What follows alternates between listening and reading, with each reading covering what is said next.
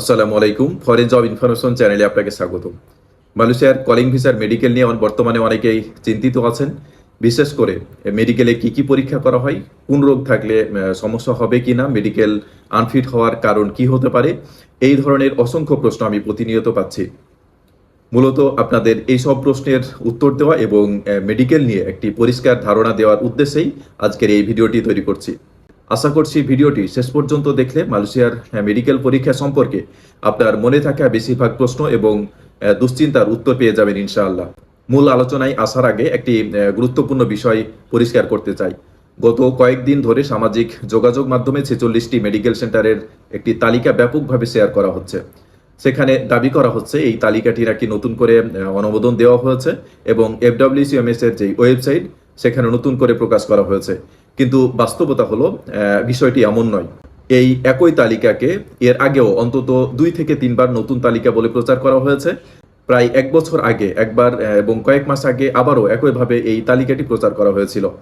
আর এখন আবার সেটিকেই নতুন তালিকা বলে প্রচার করা হচ্ছে।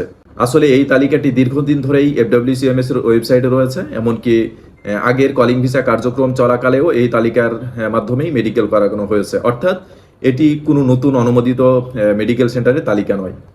তবে একটি বিষয় সত্য, মালয়েশিয়ার নতুন কলিং ভিসার মেডিকেল কার্যক্রম যখন শুরু হবে এই তালিকা থেকেই মেডিকেল করা হবে। যদিও চূড়ান্ত সিদ্ধান্তের আগে এই তালিকা থেকে কয়েকটি মেডিকেল সেন্টার বাদ যেতে পারে, বিশেষ করে অরবিটাল সহ আরও কয়েকটি মেডিকেল সেন্টারের বিষয়ে পরিবর্তন আসতে পারে। তবে এই বিষয়ে এখন পর্যন্ত কোনো চূড়ান্ত ঘোষণা সরকারিভাবে দেওয়া হয়নি। সুতরাং মেডিকেল সেন্টার তালিকা নিয়ে অযথা বিভ্রান্ত হওয়ার কোনো কারণ নেই। আমার জানা তথ্য অনুযায়ী এই মেডিকেল সেন্টারগুলোর প্রয়োজনীয় সফটওয়্যার ইনস্টলেশন এবং প্রস্তুতির কাজ অনেক আগেই সম্পূর্ণ হয়েছে। তাই সামাজিক যোগাযোগ মাধ্যমে ছড়ানো বিভ্রান্তিকর পোস্ট দেখে বেশি উৎসাহী না হয়ে শুধুমাত্র অফিসিয়াল তথ্যের উপর নির্ভর করুন। আর এই মেডিকেল সেন্টারের তালিকা নিয়ে আগে যখন বিভ্রান্তি ছড়ানো হয়েছিল তখন আমি আমার ইউটিউব চ্যানেলে বিস্তারিত ভিডিও প্রকাশ করেছিলাম এবং সেই ভিডিওগুলো দেখলে আপনার আরও পরিষ্কার ধারণা পেয়ে যাবেন। এবং এই তালিকাটি নতুন নয়, বরং অনেক আগে থেকে FWCMS এর ওয়েবসাইটে ছিল। এবার চলুন জেনে নেওয়া যাক মালয়েশিয়ার মেডিকেল পরীক্ষায় আসলে কোন কোন বিষয়গুলো নিয়ে পরীক্ষা করা হয় এবং কোন বিষয়গুলো সবচেয়ে বেশি গুরুত্ব দেওয়া হয়।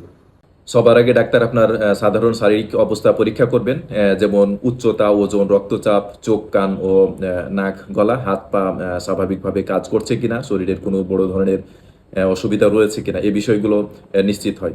অর্থাৎ আপনি স্বাভাবিকভাবে কাজ করার জন্য শারীরিকভাবে সক্ষম কিনা সেটি দেখে নেওয়া হয়।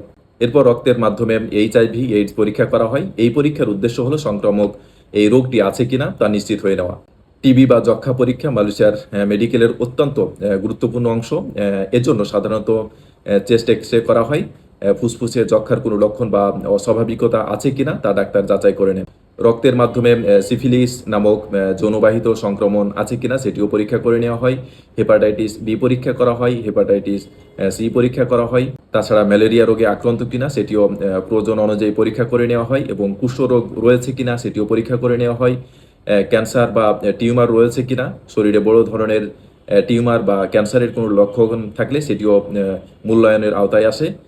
দীর্ঘমেয়াদী কোনো রোগ রয়েছে কিনা সেটিও নিশ্চিত করা হয় এবং মৃগী রোগ রয়েছে কিনা, মানসিক অসুস্থতা রয়েছে কিনা, এই বিষয়গুলো পরীক্ষা করে নেওয়া হয়।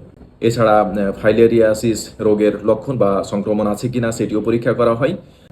এছাড়া লিশম্যানিয়াসিস নামের পরজীবীর সংক্রমণ রয়েছে কিনা সেটিও এই রিপোর্টে অন্তর্ভুক্ত করা হয়।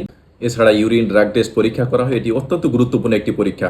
প্রস্রাব পরীক্ষার মাধ্যমে দেখা হয় অপিয়েট, ক্যানাবিস এবং অ্যাম্ফিটামিন রয়েছে কিনা। এই 3 ধরনের মাদকদ্রব্যের উপস্থিতি রয়েছে কিনা তা পরীক্ষা করা হয়। মালয়েশিয়ার মেডিকেল পরীক্ষায় আনফিট হওয়ার অন্যতম 2টি প্রধান কারণ হলো ইউরিন টেস্ট এবং এক্স-রে। সবশেষে সবগুলো পরীক্ষার ফলাফল সন্তোষজনক হলে ডাক্তার রিপোর্টে ফিট টু ওয়ার্ক বা কাজের জন্য উপযুক্ত বলে সুপারিশ করেন। এরপরেই কর্মীকে মালয়েশিয়া কর্মসংস্থানের জন্য উপযুক্ত হিসেবে বিবেচনা করেন। গুরুত্বপূর্ণ কথা হলো অনেকেই ছোটখাটো শারীরিক দাগ, পুরনো অপারেশনের দাগ বা সাধারণ ত্বকের সমস্যা নিয়ে অযথা ভয় করেন।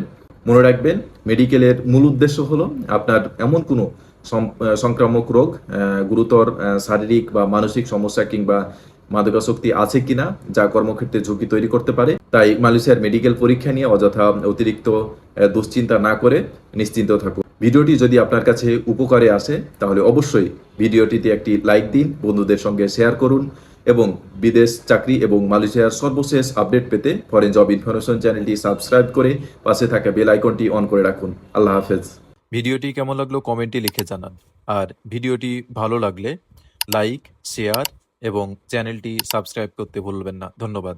আসসালামু আলাইকুম।